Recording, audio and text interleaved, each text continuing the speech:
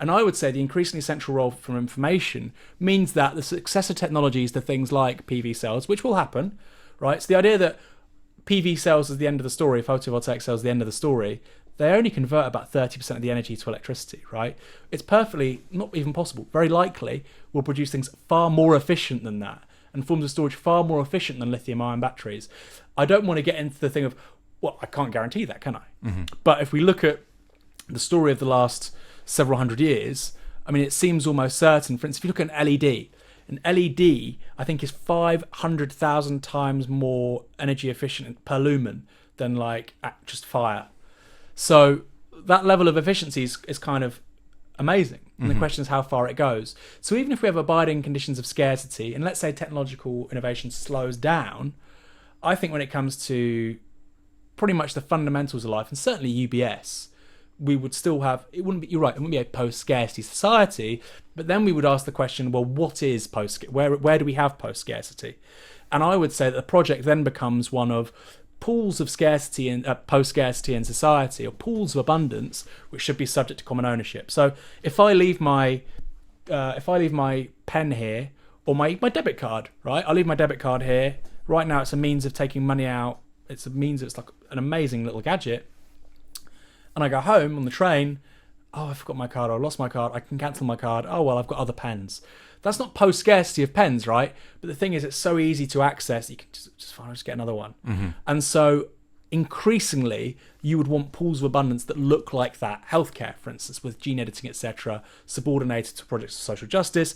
Oh, I've got this illness, fine, you can sort this out. Or with food, declining costs of things. You wouldn't even think about, for instance, a Wagyu steak. Today, a Wagyu steak costs hundreds of dollars. A Wagyu steak under conditions of extreme supply might be 10p. It's not post-scarcity, but it's so cheap you're not really thinking about it. And so I would say that's the most conservative picture we should have, given the technologies we're looking at and surveying. And your argument is that the only thing stopping a delicious steak being consumed as flippantly as we consume a lighter or lose a lighter is capitalists who are trying to control information and stopping it being free. A Wagyu steak will be as accessible as a cheap biro within not very long. I would argue, yes. Put a date on it. I mean, the thing is, the technology's already... No. People didn't even know you could create cultured meat, synthetic meat. It was actually written down in 2008 by a guy called Mark Post.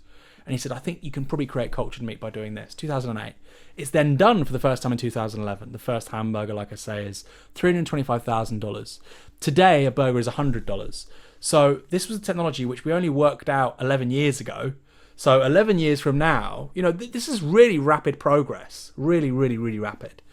The same with CRISPR-Cas9. CRISPR-Cas9 and gene editing, gene sequencing as well. First human genome sequenced, I think, in 2002, 2003, at a cost of billions and billions, $3 billion, I think.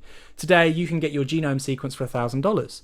Now, somebody might say, well, what does that matter? Why do I care about my genome being sequenced? Well, what's interesting is tumours also have a genome, believe it or not. It's like a baby. You could have your blood tested for the genome of a tumour. And if the costs of gene sequencing continue to collapse, 10, 15 years from now, cost of sequencing a genome might be the same as a Mars bar, right? Or it might be cheaper. It might be like flushing a toilet. At which point you can have your biology sequenced every week, and all of a sudden you get to detect cancer at stage 0 effectively, right?